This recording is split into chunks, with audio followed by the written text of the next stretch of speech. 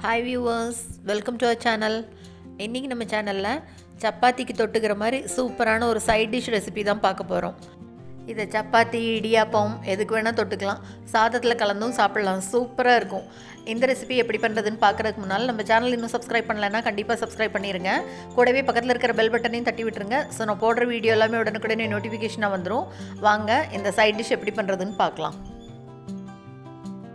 ரொம்பவே சூப்பரான டேஸ்ட்டில் இந்த ரெசிபியை பீன்ஸ் வச்சு பண்ண போகிறோம்.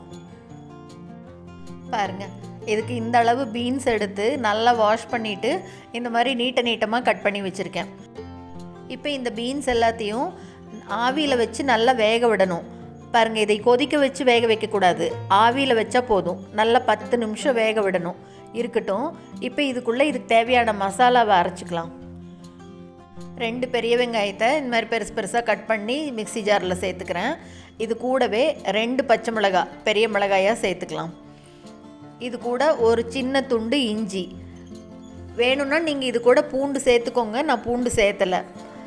இது கூட ஒரு 10லிருந்து 15 முந்திரி பருப்பு சேர்த்துக்கலாம். முந்திரி பருப்பு தான் ஹைலைட்டே இதுக்கு. இது கூட கொஞ்சமாக கொத்தமல்லி தழை, நல்லா ஃப்ரெஷ்ஷாக இருக்கிற தழையாக சேர்த்துக்கலாம்.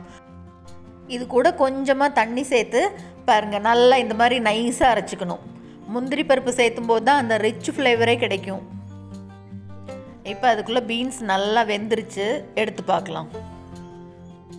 நல்லா 10 நிமிஷத்துக்கு மேலேயே விட்டுட்டேன். நல்லா வெந்திருக்கு பாருங்கள். அப்படி எடுத்து பார்த்தா இங்கே பாருங்கள் எவ்வளோ சாஃப்டாக இருக்குது. இந்த அளவுக்கு வேகணும். இப்போ ஒரு கடாய் எடுத்துகிட்டு இது கூட 3 ஸ்பூன் அளவுக்கு எண்ணெய் சேர்த்துக்கலாம். எண்ணெய் நல்லா காஞ்ச உடனே இது கூட சீரகம் சேர்த்துக்கலாம். சீரகம் பொரியட்டும்.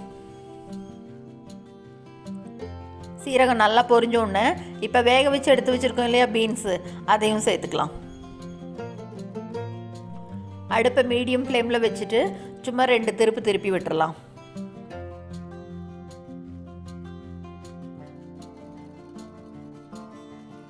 இப்போ இது கூட அரைச்சி வச்சுருக்கோம் இல்லையா விழுது, அந்த விழுதையும் சேர்த்துக்கலாம்.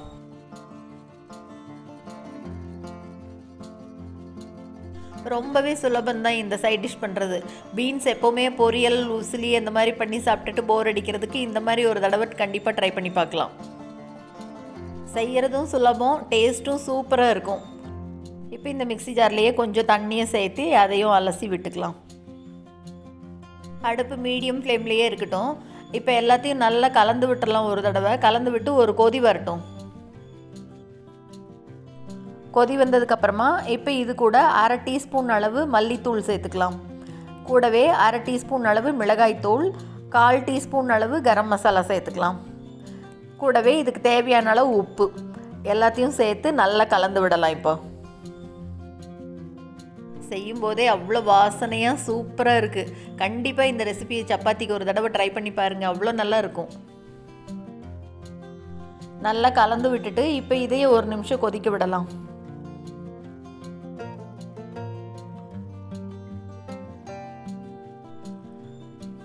நல்லா கொதி வர ஆரம்பித்ததுக்கப்புறமா இப்போ இது கூடவே ஒரே ஒரு கரண்டி அளவு நல்லா கெட்டி தயிர் சேர்த்துக்கலாம்.